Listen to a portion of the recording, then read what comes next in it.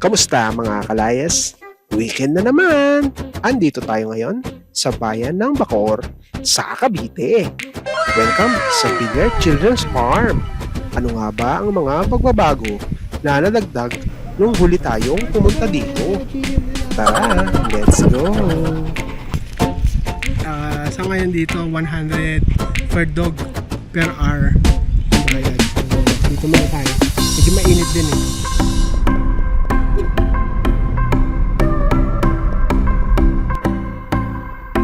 Ang landmark patungo dito ay ang munisipyo ng Bacoor.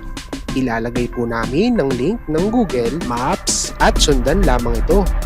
Nasa description ng video ito ang mga detalye.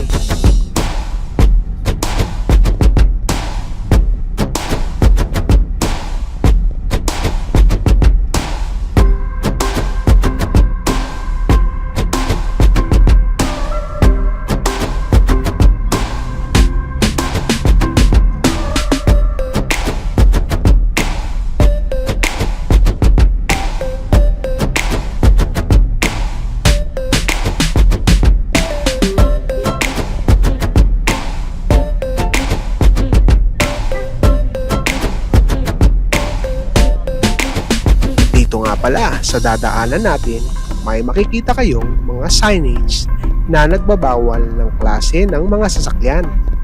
Pinahihintulutan lamang ang mga private cars na 4 wheels at ganun din sa ating pupuntahan. Bawal pala ang single motor, tricycle at trucks at mga public transportation. Maliban na lang kung nakagrab ka o arkiladong sasakyan. Basta 4 wheels.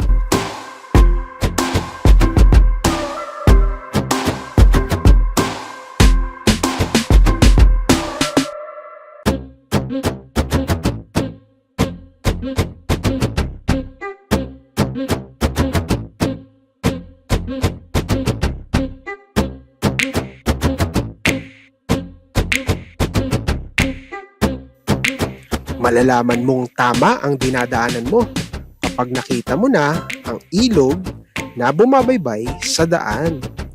Ito ang Zapote River Drive na kung saan maganda din ang mga tanawin dito. Basta't ingat kayo kasi puro blind spot at curve kaya dapat aware kayo sa makakasalubong ninyo.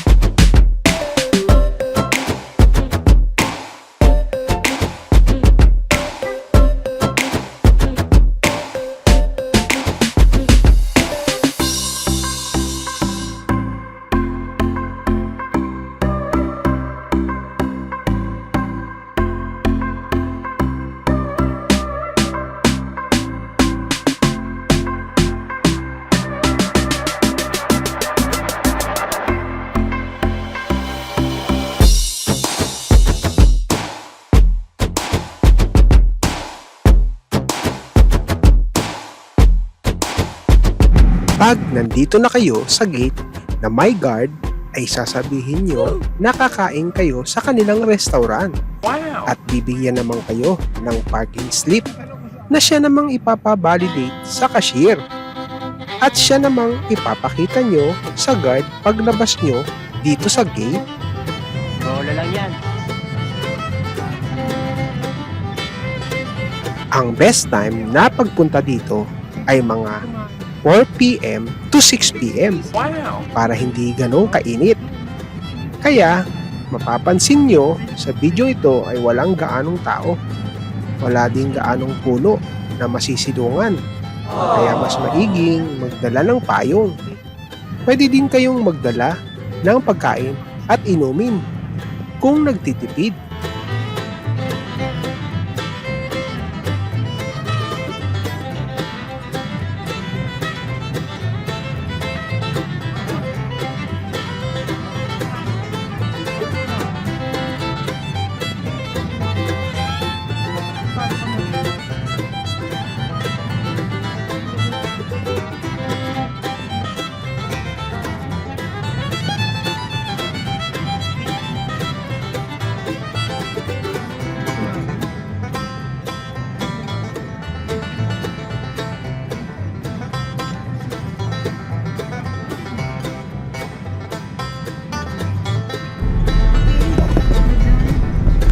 Ayan guys, andito tayo ngayon sa Villar Farm. So, marami na rin pinagbago dito. At paano? Andito na sila Sparky and Sarel. Ayan o. Magpi-play-play Oh, magpe-play dito sa pet. Ano to? Playground, no? Tapos dito naman yung tawag to yung may pwede kang umorder ng pagkain. Tapos doon yung may mga ibon, baka, kabayo. Tapos meron na silang yun doon sa may events place doon banda. Para last time na hindi pa ano yun, wala pang ganon. May mga swimming pool na rin yan. Then eto yun, may mga archery sila. Then meron pa doon is yung mga RC, yung mga remote control na racing gano'n. Yun, so far nandito tayo ngayon. Enjoy natin to kasi medyo maulan ngayon. Hindi tayo muna nag-camping. Puntahan muna natin yung tourist spot dito. So ayan na sila Sparky. Medyo ano na ngayon, anong oras na ba ngayon? Mga 10 to 11 na ata. So mangilan-ngilan pa lang yung tao dito. Mamayang hapon yan, maraming pumupunta dito. So parang ang gamit natin si Pachi. Okay, si Pachi. Pachi yan. Si Pachi, ang ating camper van. Medyo marami tayong gamit. Lagi naman, always naman lagi yan. Wow! So sige, enjoy natin na lang to. Sa ngayon dito, 100 per dog per hour ang bayad. So dito muna tayo. Medyo mainit din eh. So ayan, isa pa lang eh. Dalawa pa lang kami dito. So ayan, si Pachi. Palipad tayo ng drone mamaya. So makita natin yung, uy, gumagana yung windmill. Tubig ata yan, hindi kuryente. Ganda. Ha? Ganda. Ayan si Pachi. Old is gold. 4x4. Ang galing! Ang galing! 4-wheel drive. Okay. Swimming pool, may swimming pool na pala eh. Kasi yung mga ba?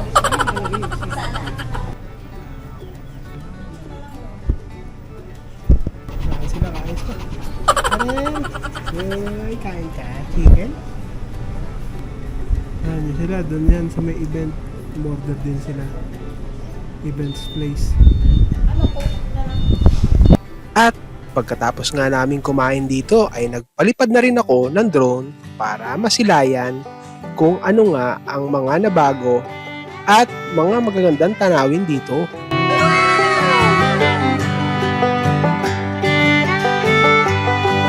Ito nga pala ang Pet Body na tindahan ng mga accessories ng pet.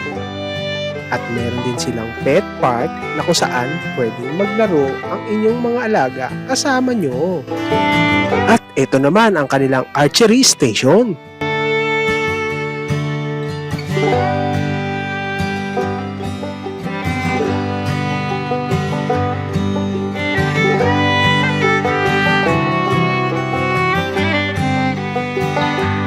At ito naman ang event place o ang kanilang swimming pool.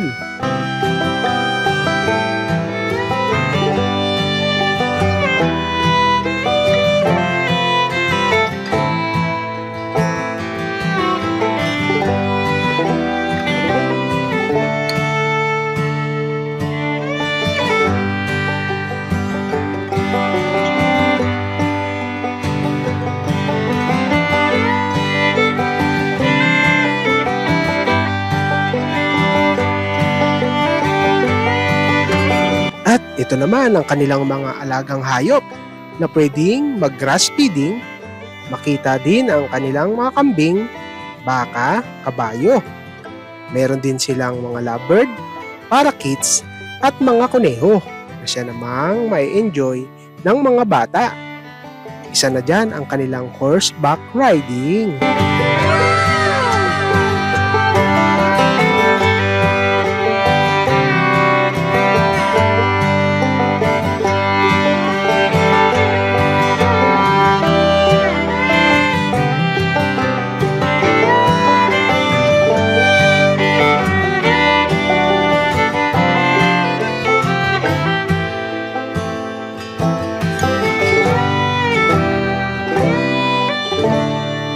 At ito naman ang outdoor playground na lalong ma-enjoy ng mga bata na kung saan malaki ang space na siguradong mapapalaban sa pagod ang mga chikiting.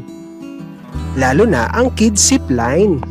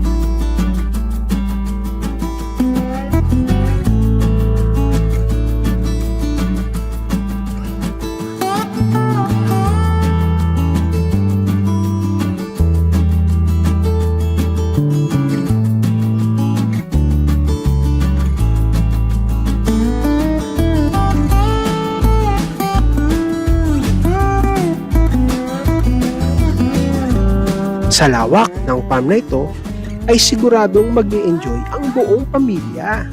Kaya tara, huwag nang mag-atubiling pumunta dito. Tapos na tayo kumain, tanghalian, no? Sarap yung kanilang, sinubukan namin yung, dati pa rin naman, yun, na-order natin na chicken with inasal chicken, yun. Masarap naman, one rice, tapos meron siyang papaya na, ano nga to, yung atsara. Wow! Sarap. Ano yun, chicken picho. Yun. Sarap, subukan nyo, try nyo rito sa Villar Farm.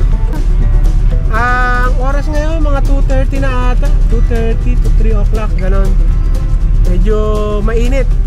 Kaya medyo nandito kami sa loob ng ating camper van.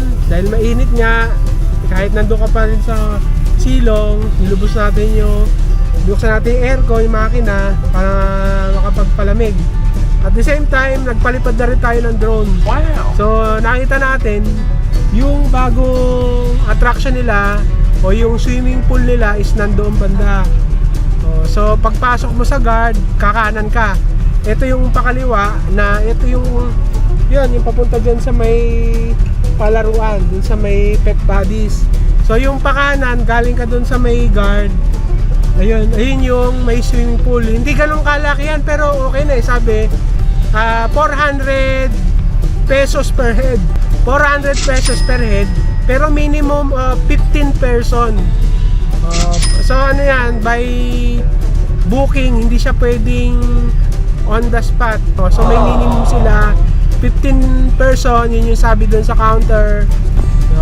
So sa hindi nakakaalam, yung ibibigay sa inyo na slip ng guard bago kayo pumasok, kasi papavalidate yun. Kasi syempre pagpasok nyo rito, hindi pwedeng parang pasyal lang tapos hindi kayo bibili.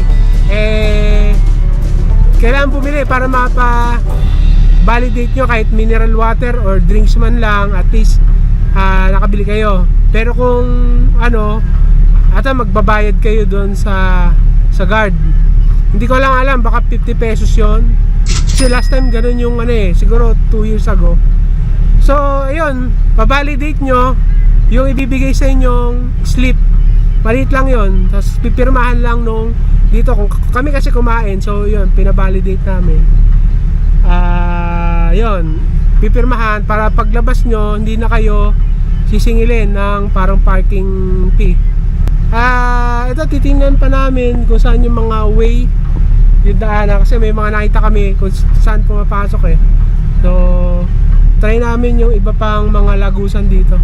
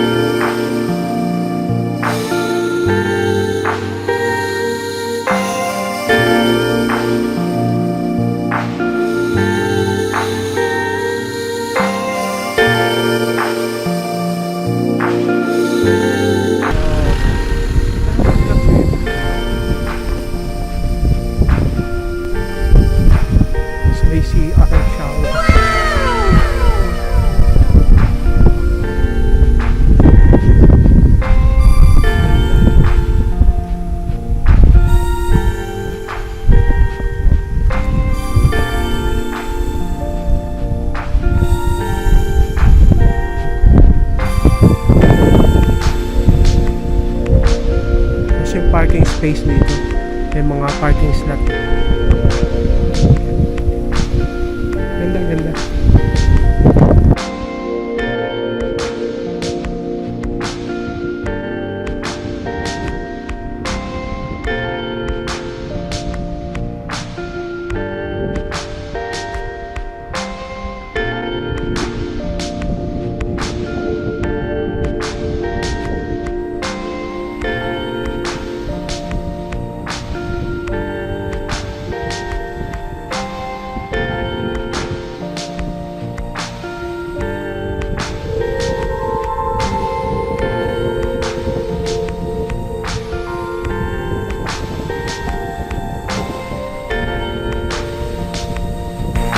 At pagtapos nga maikot ang buong farm, ay lumabas na din kami at dinalaw namin ang puntod ng aking lolo, lola at ang aking ina.